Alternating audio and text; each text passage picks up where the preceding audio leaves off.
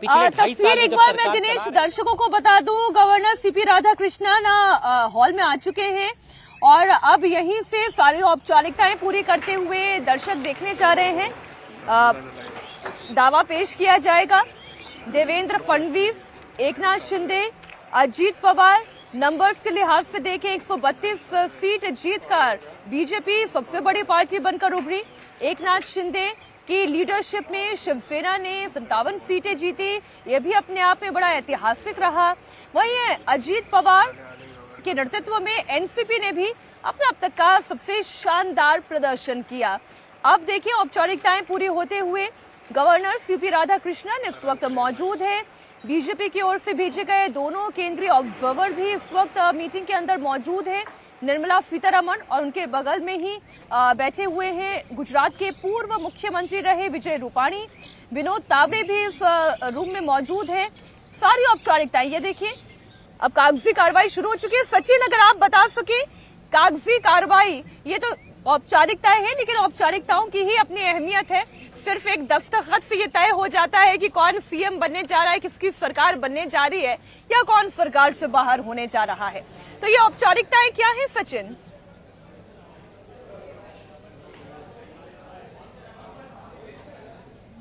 चले दिनेश हमारे साथ लगातार जुड़े हुए। सचिन, मैं फिर कोशिश करती हूं आपके पास आने की।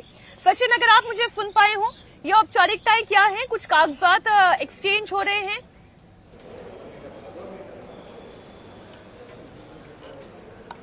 देखिए, अभी राज्यपाल का जो है इंतज़ार किया जा रहा है और जैसे ही वो आ जाएंगे दावा पेश किया जा रहा है और दावा पेश किया जाएगा और उसके बाद तीनों नेता जो है जॉइंट एक प्रेस कॉन्फ्रेंस संबोधित करेंगे और जिसमें बताएंगे कि कल जो शपथ ग्रहण होना है उसमें ये दावा पेश किया जा रहा है। सचिन, ये देखिए, एकनाथ शिंदे अपने हाथों से एक पत्र इस वक्त गवर्नर साहब को दे रहे हैं। अब इस पत्र में क्या है, और उसमें देखिए देवेंद्र फडणवीस, अजीत पवार, इन तीनों का साथ, ये महायुति और महायुति की ताकत। जी सचिन, बताएं। जी बिल्कुल, वहाँ पर तीनों नेता पहुंचे हैं, दावा पेश यहाँ पर किया जा रहा है और इसमें अब कोई जो है कोई आशंका नहीं है, कोई किंतु परंतु नहीं है कि सरकार के पास बहुमत नहीं, क्योंकि इतना थंपिंग मेजोरिटी सरकार को मिली है। खुद बीजेपी जो है 132 और 5 निर्दलीय और छोटे दलों का आंकड़ा अगर जो है तो 137 होता है और उसके बाद अजीत पवार के 41 और एकनाथ शिंदे के 57, तो बहुमत का आंकड़ा जो है 230 तक पहुंचा है और यह और भी बढ़ सकता है, क्योंकि बाकी जो छोटे दल रहते हैं, जो इंडिपेंडेंट रहते हैं, अपने आप जुड़ जाते हैं। रही बात अब सरकार स्थापन करने की, तो हमें जो ये सूत्रों से अभी जानकारी मिल रही है कि महायुति के नेताओं का ये कहना था कि मुंबई में 7, 8 और 9 दिसंबर को 3 दिन का विशेष सत्र बुलाया जाए, जिसमें पहले प्रोटेम स्पीकर जब तक जानकारी दे रहे तब तक फूलों का गुलदस्ता भी आ चुका है। फूलों का गुलदस्ता देवेंद्र फडणवीस के हाथ में थमाया जा रहा है और उनके साथ एकनाथ शिंदे और अजीत पवार भी इस तस्वीर में दिखाई दे रहे हैं।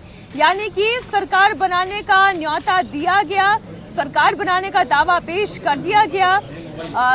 मध्य में आप देख रहे हैं देवेंद्र फडणवीस दिखाई दे रहे हैं, उन्हें फूलों का गुलदस्ता भेंट करते हुए गवर्नर सीपी राधाकृष्णन, एकनाथ शिंदे दिखाई दे रहे हैं, अजीत पवार इस महायुति की ताकत बढ़ाते हुए, और गवर्नर के ठीक बगल में आप देखिए बीजेपी के दोनों केंद्रीय ऑब्जर्वर निर्मला सीतारमण और विजय रूपाणी नजर आ रहे हैं।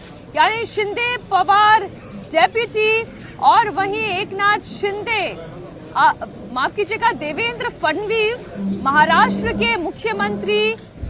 अब यहां से तस्वीर बिल्कुल साफ हो गई। देवेंद्र फडणवीस मुख्यमंत्री पद की कल शपथ लेंगे आजाद मैदान में शाम 5:30 बजे ये शपथ ग्रहण समारोह आयोजित किया जाएगा, जिसमें देवेंद्र फडणवीस मुख्यमंत्री की शपथ लेंगे। इसके अलावा 2 उप मुख्यमंत्री रहेंगे। क्या अब इसमें भी कोई शंका रह गई है सचिन? क्योंकि अभी दिनेश ये कह रहे थे कि अजीत पवार तो उप मुख्यमंत्री रहेंगे ही, एकनाथ शिंदे, उनकी पार्टी, उनके नेताओं ने अभी तक अपनी पोजीशन इस लिहाज से साफ नहीं की है कि मंत्रालय तो वो लेंगे, लेकिन क्या उप मुख्यमंत्री का पद भी लेंगे या नहीं? जी, मेरे जो सूत्रों की जानकारी है और इसके पहले भी हमने बता दिया है अपने दर्शकों को कि सीएम और 2 डिप्टी सीएम बनेंगे, यही सरकार का फॉर्मूला है। सीएम तो देवेंद्र फडणवीस बनना तय है और दूसरा डिप्टी सीएम जो है वो अजित पवार, उनका भी बनना तय है और एकनाथ शिंदे भी इस सरकार का हिस्सा रहेंगे और वो भी डिप्टी सीएम रहेंगे।